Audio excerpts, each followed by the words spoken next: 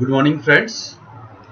In the previous lecture, we had taken the topic how to teach online classes or offline classes.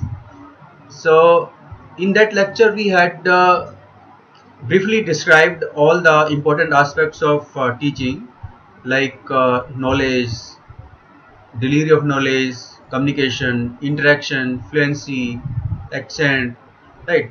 So, today we will deal with the one important aspect, and that is knowledge in detail. So knowledge part we will see today. So as you saw in the last lecture, I told you knowledge is one of the basic requirement for teaching, right? So now so let's see what are other aspects regarding knowledge. So the most important aspect regarding knowledge is that whatever topic you are teaching in the class, okay, whether it is a topic or a lecture or a chapter or any subject, okay, so whatever topic or chapter you are taking in the class, you must ensure that your fundamentals are clear on that topic, your basic concepts are clear on the topic. So if you are not clear on your topic, if your fundamentals are not clear on your topic, then you will not be able to deliver to the students and the class will go in wrong direction. So that was the first most requirement, that is just you must have every topic get clear with basics. Whatever chapter you are taking in the class, it should be cleared to you, fundamentals of it should be cleared, right? And so that's the basic thing. Now next aspect is that what about next, okay, so you start the level of knowledge from basics to slightly higher level, slowly and systematically, right? So stepwise you will move from basic level to slightly higher level or advanced level, right? So that's the approach, and during this you will ensure that the student is understanding. As you are moving from basic knowledge to higher level knowledge, you will ensure that student is understanding whatever approach you are following, okay, whatever speed you are following. So that is you need to take care of this. So stepwise, slowly and stepwise, from basic knowledge to advanced level. So that's the next aspect, right? Now we'll see the third aspect, and that is do not try to impress the students with research level knowledge, right? So PhD level knowledge is not required to the students. Suppose there is a school student or a student who is preparing for uh, let's see, for JEE exam, engineering entrance exams, or NEET exams, medical entrance exams. So for such students, you do not have to deliver research level knowledge or PhD level knowledge. For them, undergraduate level knowledge is more than enough to teach them, right? So so so that's a another very important assets. So what some teachers do, they suppose they have done MSc or what's or PhD, okay, so they start initially they start enforcing the high level of knowledge in order to impress the students, but that doesn't go well, and that many students don't understand it, and it's also not relevant to their exam level, right? So that approach is different. Research level knowledge approach is different, and the level of knowledge required for school exams, board exams, engineering entrance exams, medical entrance exams, that is different, right? That is based on basic concepts, right? So that's another aspect, that how you need to take care of the level of knowledge. So we'll let's see one by one in detail. First we'll see for school exams. School exam, how to what kind of knowledge should be delivered to school exam students who are studying for preparation for of their board exams, right? So So what happens? Maybe it is CBSE or ICSE or IGCSE, right? So whatever board exams they are preparing. So for board exams, NCRTs are the most important thing here in board exams. NCRTs must be the focus. That is for schools exam preparation or board exam preparation. NCRT level knowledge is required. Okay, and, but what happens? NCRTs are a kind of summary, a kind of brief overview of the topic or brief overview of the chapter. So NCRT is a very summarized book. Okay, it's a kind of outline. So students are not able to understand NCRT unless the teacher explains the NCRT in detail. Right. So teacher need to take that topic slightly at higher level, okay, higher level than that of NCRT, okay, so that students can understand. So if you are taking only NCRT level, it's already very brief and summarized, right? So students will not understand it, they will get confused. So you need to take a knowledge level higher than the NCRT level, so that student can understand what is mentioned in NCRT, okay, so that they can comprehend, they can understand what is written in the NCRT. So that is uh, what is required, what kind of knowledge is required for school exams or board exam preparation. And take note that for board exams, uh, the examiners who check the board exam copies of students, they prefer NCRT language. Okay, so if the student writes in the language of NCRT, such students tend to get more marks in board exams, right? So, uh, so but the student can, the student can write the NCRT language only when he has understood the language of NCRT, and only when he has understood the concept of NCRT, then only he can write the NCRT. So you can understand the importance of NCRT, how important it is. uh, so so that's another aspect, that you must explain the topic at a knowledge level which is higher than the NCRT level, so that student also find something interesting, they can understand NCRT and they can grasp the topic you are teaching. So that is about for school exams.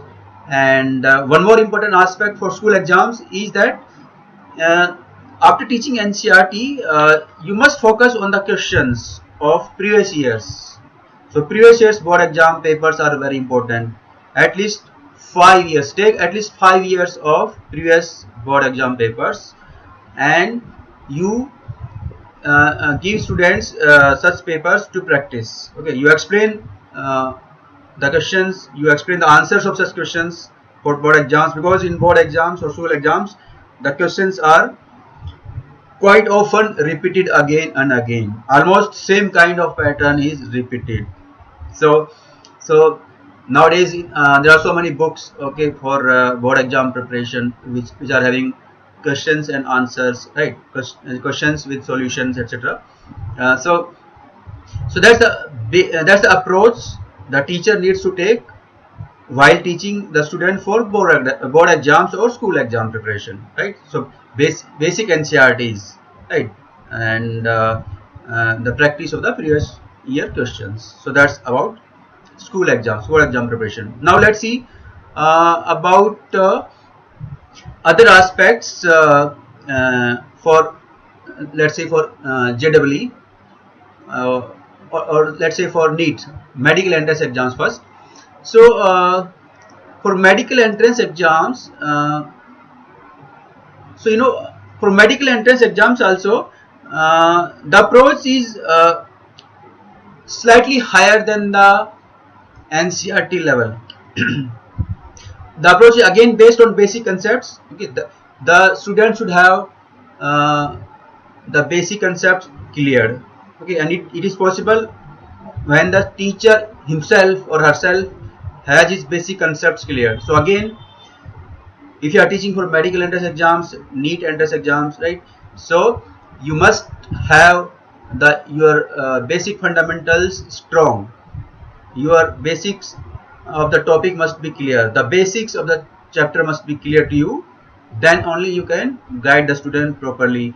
If your basics are not clear, what happens sometimes, there is a suppose PhD levels teacher or a teacher who has done MSc or postgraduate, right? So they start delivering that kind of knowledge. So that knowledge is again not required, and that also not relevant to the exam level. So again, I told you the undergraduate level of knowledge is more than enough for preparing medical entrance exams. So that is slightly higher than the NCERT level. Again, to explain to the NCERT, you need to take the help of a level of knowledge which is higher than the NCERT, so that students can understand it and grasp it. So that's for the uh, uh, uh, needs. So NCERT basic knowledge is must. So the students need to revise NCERT again and again, because what happens, if you see the pattern of the medical entrance exams, 95%, in more than 95% questions in the medical entrance exams, they are directly coming from the NCERT, right? And almost 99% questions are directly or indirectly, they are from the NCERT textbooks, right? So so if you have focused NCERT very clearly and thoroughly, right, then it's very easy for the students to clear the medical entrance exams, right? So uh, so the so NCERT concepts uh, must be explained to the students, and for that you need to take a slightly higher approach than the NCERT level. Now, for medical entrance exams, only NCERT is not sufficient. Okay, as far as study material is concerned, NCERT is not sufficient. You need to complement NCERT with the study material of the coaching. That is, NCERT is the most important. Okay, then along with NCERT, you need to the students need to cover the study material, coaching study material. Okay, so in whatever coaching you are teaching, okay, they provide you the study material, or you can use the study material of any coaching, okay, which is available with you. So coaching study material is available, and some teachers who have started their career in teaching, they don't have coaching study material, right? So if you don't have coaching study material, then you can use any reference book along with NCERT. Okay, reference book like for medical entrance exams. For example, if you are teaching biology, then for biology you can use the reference book Truman's Elementary Biology. So Truman's Elementary Biology for both botany and zoology, you can use as a reference book, and so in order to make the students understand the NCERT, you will have to teach from the Truman's Elementary Biology. Okay, so that kind of at least that level you will have to maintain in the class. Okay, the knowledge level which is in the Truman's Elementary Biology, that knowledge level must be delivered in the NEET medical entrance exam preparation classes, right? So so NCERTs plus reference books are important if you are teaching for the medical entrance exams. And like for physics, like H.C. Verma, okay, are being used by students. Okay, it's a reference book for students and teachers. So so that's about study material regarding NEET entrance exams. And so as you know, NEET entrance exam, it's a purely objective exam, and it's based mostly basic concept based questions are there. And so if you covered the basic NCERTs and a basic reference book or a study material or coaching, so you can easily help the students to clear the exam. So that's about NEET. Now let's come to engineering entrance exams, that is JEE, right? So JEE, as you know, it is in two parts. So there is a JEE mains and JEE advanced. So JEE mains is almost similar to NEET level. Okay, so NEET and JEE mains are of almost similar exam level and similar exam approach. Like both have objective questions, right? And the exam approach is based on basic concepts. And again here, uh, basic NCERT concepts must be cleared, and along with basic NCERTs, the reference books must be followed. Like for example, for mathematics, okay, like some people follow R.D. Sharma, some people R.S. Agrawal, etc. That again same approach. Okay, NCERT plus reference book, because you to understand NCERT, reference book is important. Otherwise you it will be difficult for you to understand NCERT. It will be difficult for you as well as for the student to retain NCERT. Okay, they will forget if the student don't understand in detail the topics of NCERT from a reference book, then they will forget and they will not understand NCERT also. So the student needs to use and coaching study material or reference book, right? And so that's again almost same approach in JEE main and JEE advanced. So again in JEE advanced, the approach is same. It is based on basic fundamentals, but the JEE advanced requires more of analytical approach. Okay, so in JEE mains the questions are based on basic concepts, and in JEE advanced they are based on basic concept, but they require application of mind, right? And so it's a slightly higher level also. So JEE advanced will require a higher level than the JEE main exam level. It's analytical, and to solve such questions the students need a lots of practice, right? So without practice it will be very difficult to solve the questions, or it will be very difficult to solve the questions in time. So for that's the approach what is followed in JEE advanced level. And but overall it is again the same, that is NCERT plus coaching study material, or if you don't have coaching study material, NCERT plus reference book, right? And again based on basic fundamentals and slightly basic concepts to higher level of knowledge. Okay, reference book are required. So that's the approach, the level of knowledge approach, right? So we have covered for the level of knowledge required for school exams and for medical entrance exams, for engineering entrance exams.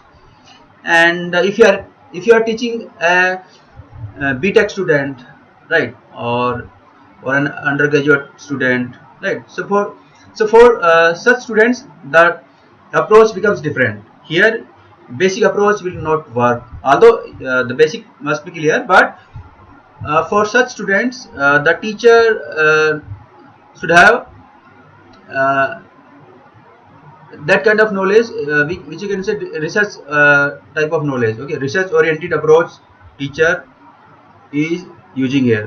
So research level knowledge is required for teaching BTech students and undergraduate students. So that is around PG level. Okay, postgraduate level of level knowledge is required. And so that's again depends on what kind of course you are doing. Okay, so that's about. So BTech, MSc, you okay. So for PG courses, research oriented approach is required. And again, like for UGC and NET JRF exams, teacher eligibility test, etc. So like JRF exams, okay, UGC JRF, NET JRF exams, again research oriented approach is required, and for that UGC NET exam requires purely applied level of knowledge. Okay, highly research oriented knowledge, highly applied knowledge is required for uh, clearing NET exam, etc. So that's entirely different approach. So that's for today, that what kind of knowledge is required uh, and what level of knowledge is required for teaching various types of exams. And in the next lecture we will cover delivery of knowledge, how to deliver your knowledge. Okay, so because knowledge, I told you, is the only basic requirement, and delivery of knowledge is another requirement. So if you are not able to deliver your knowledge is a burden, simply burden and of no use. So in the next lecture we will see delivery of knowledge. Thanks, take care.